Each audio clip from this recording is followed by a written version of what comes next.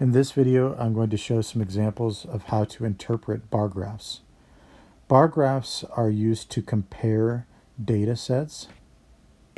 And in question number 1, it says a public library kept a record of how many books were borrowed over 4 months. The white bars represent fiction, and the gray bars represent nonfiction. The most important parts of the graph are the title, which represents the number of books borrowed, and then your labels down here. These are months, and this is number of books in thousands, and your scale. We're counting by, looks like ones here, and each of these ones represent thousands, so 1,000, 2,000, 3,000, and so on. The question asks us during which month were fewer than 11,500 books borrowed. Now keep in mind that it's asking us for books. That means we're going to have to combine fiction and nonfiction to be able to solve that. So for each of these months, I need to combine the total of fiction and nonfiction and then compare them to 11,500. I'm going to go through and just write my numbers on here. It looks like this one's going to be 4,500. And this one's going to be 8,000. This one looks like it's going to be 9,500. And this is 10,000. This is 7,500. And this is 9,000. This is 4,000. And this is 7,000.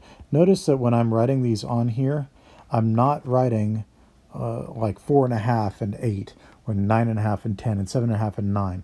I'm writing the actual values because I don't want to get lost and forget that the scale on my graph is actually in thousands.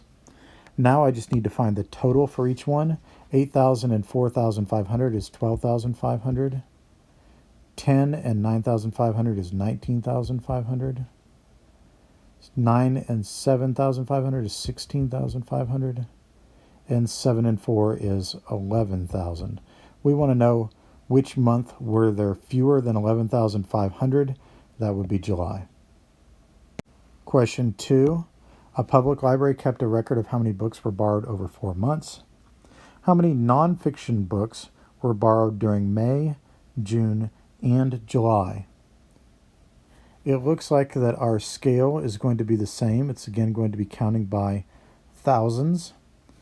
We only care about the nonfiction books, and we only care about May, June, and July. So I just need to write down those totals.